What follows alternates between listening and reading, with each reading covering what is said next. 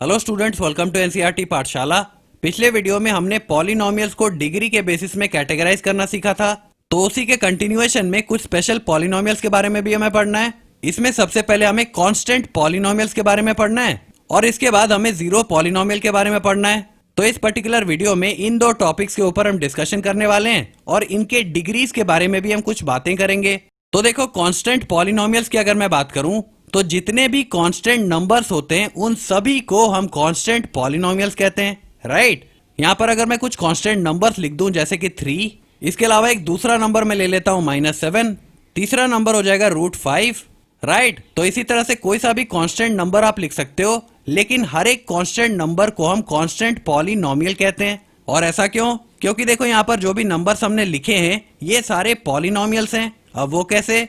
देखो, किसी भी एक्सप्रेशन को हम एक पॉलिनोमियल कब कहते हैं? जब उसमें जो वेरिएबल्स प्रेजेंट हो उनकी पावर नॉन नेगेटिव हो, राइट। तो यहाँ पर ये जो नंबर्स हमने लिखे हैं ये तो कांस्टेंट वैल्यूज हैं, इनमें कोई वेरिएबल तो है नहीं।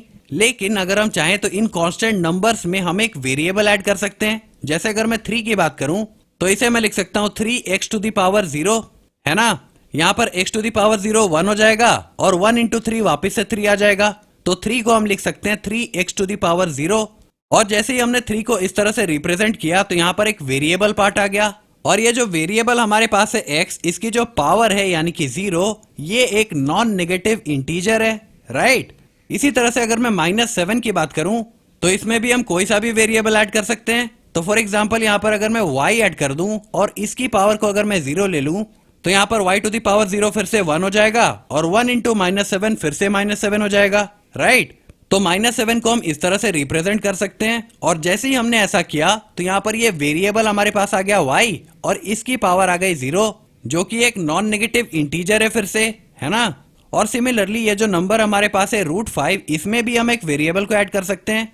तो चलो यहाँ पर मैं एक वेरिएबल ऐड कर देता हूँ a, और इसकी पावर हम ले लेते हैं 0, तो फिर से a⁻0 हो जाएगा 1 और 1 × √5 वापस से √5 आ जाएगा, राइट। तो यहाँ पर आप देख सकते हो कि ये जो वेरिएबल हमारे पास आ गया a, इसकी पावर है 0 और ये भी एक नॉन नेगेटिव इंटीजर है। तो इस तरह से हमने प्रूव कर दिया कि यहाँ पर जितने भी कांस्टेंट नंबर्स हमने लिखे थे इन सभी को हम पॉलिनोमियल्स कह सकते हैं, क्योंकि यहाँ पर जो वेरिएबल्स हैं उनकी पावर नॉन नेगेटिव इंटीजर्स हैं, राइट। तो ये तो एक बात हो गई कि कोई सा भी कांस्टेंट नंबर अगर है तो उसे हम एक कांस्टेंट पॉलिनोमियल कह सकते हैं। लेकिन ये जो कांस्टेंट पॉलिनोमियल्स हमारे पास हैं इनकी अगर मैं डिग्री की बात करूं तो वो क्या हो जाएगा? देखो, अगर मैं डिग्री की बात करूं तो डिग्री होता क्या है? डिग्री होता है किसी पॉलिनोमियल में जो वेरिएबल्स हो उनकी हाईएस्ट पावर, राइट। तो यहाँ पर ये जो पॉलिनोमियल्स हमारे पास हैं इनकी अगर मैं डिग्रीज की बात करूं तो ये हर बार 0 के बराबर आएगा। अब वो कैसे? क्योंकि फॉर एग्जाम्पल अगर आप पहले पॉलिनोमियल को देखो तो यहाँ पर वेरिएबल हमारे पास क्या है? ये है x और इसकी पावर कितनी है? ये है 0। तो क्योंकि ये जो पॉलिनोमियल हमारे पास है इसमें वेरिएबल की हाईएस्ट पावर 0 के बराबर है, तो इस पर्टिकुलर पॉलिनोमियल की डिग्री कितनी हो जाएगी? यहाँ पर मैं लिख देता हूँ, डिग्री इस पर्टिकुलर पॉलिनोमियल की हो जाएगी 0, राइट। सिमिलरली ये जो दूसरा पॉलिनोमियल हमारे पास है -7y⁻0, इसमें वेरिएबल हमारे पास है y और इसकी पावर फिर से 0 के बराबर है, राइट। तो इस पूरे पॉलिनोमियल की डिग्री कितनी हो जाएगी? ये हो जाएगी फिर से 0 के बराबर। और इसी तरह से ये जो तीसरा पॉलिनोमियल हमारे पास है √5a⁻0, इसकी डिग्री कितनी हो जाएगी? यहाँ पर इस पॉलिनोमियल में भी जो वेरिएबल हमारे पास है उसकी पावर फिर से 0 के बराबर है।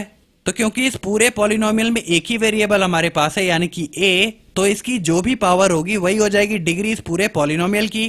तो इसलिए यहाँ पर भी डिग्री हो जाएगी फिर से 0 के बराबर, है ना। तो यहाँ पर होपफुली आपको एक चीज समझ आ रही होगी कि कोई सा भी कांस्टेंट नंबर हो, पहली बात तो ये कि उस कांस्टेंट नंबर को हम एक कांस्टेंट पॉलिनोमियल कह सकते हैं, और दूसरी बात ये कि उस कांस्टेंट पॉलिनोमियल की डिग्री कितनी हो जाएगी? ये हर बार 0 के बराबर होगी। तो इस तरह से हम कह सकते हैं कि कोई सा भी कांस्टेंट पॉलिनोमियल हो उसकी जो डिग्री होगी वो हर बार 0 के बराबर होगी, राइट। अब इसके बाद आइए हम बात करते हैं जीरो पॉलिनोमियल की। तो ये क्या होता है? देखो, जीरो पॉलिनोमियल कहने का मतलब है सिर्फ ये नंबर 0, राइट। ये जो नंबर होता है 0, इसी को हम कहते हैं जीरो पॉलिनोमियल, क्योंकि देखो इस नंबर को हम एक वेरिएबल के साथ लिख सकते हैं। यहाँ पर फॉर एग्जांपल अगर मैं लिख दूं x⁻0, तो ये जो एक्सप्रेशन हमारे पास हो गया 0 × x⁻0, ये एक पॉलिनोमियल हो जाएगा, राइट। क्योंकि यहाँ पर जो वेरिएबल है x, इसकी पावर नॉन नेगेटिव इंटीजर है, तो इसी वजह से ये एक्सप्रेशन एक पॉलिनोमियल होगा। तो ये जो नंबर होता है 0, इसे हम कहते हैं जीरो पॉलिनोमियल। अब अगर इसके डिग्री की हम बात करें तो वो कितना हो जाएगा।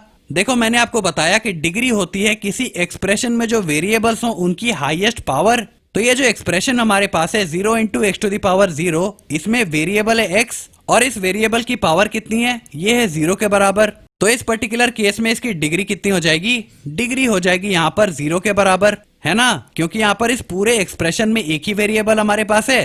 तो इस वेरिएबल की जो भी पावर होगी वही पावर हो जाएगी इस पूरे पॉलिनोमियल की डिग्री, राइट। लेकिन यहाँ पर ये जो 0 पॉलिनोमियल हमारे पास है, यहाँ पर अगर मैं लिख दूं x टू द पावर 2, तो उस केस में भी यहाँ पर रिजल्ट तो फिर से 0 के बराबर ही आएगा, राइट, क्योंकि 0 इंटू एक्स स्क्वायर 0 हो जाएगा। तो ये जो एक्सप्रेशन हमारे पास है 0 इंटू एक्स स्क्वायर, इसे भी हम एक 0 पॉलिनोमियल कह सकते हैं, राइट।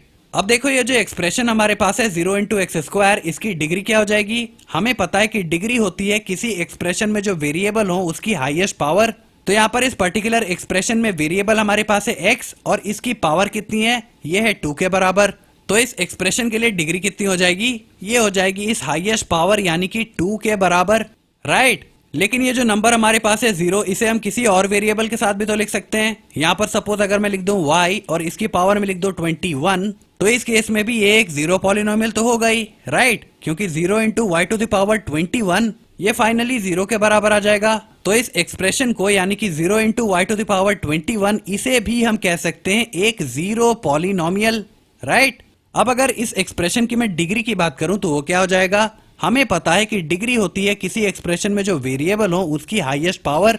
तो यहाँ पर इस एक्सप्रेशन में वेरिएबल तो एक ही है यानी कि y, तो इस वेरिएबल की जो भी पावर होगी वही हो जाएगी डिग्री इस पूरे पॉलिनोमियल के लिए, राइट। तो यहाँ पर y की पावर है 21, तो इस वजह से इस पॉलिनोमियल की डिग्री कितनी हो जाएगी, ये हो जाएगी 21 के बराबर।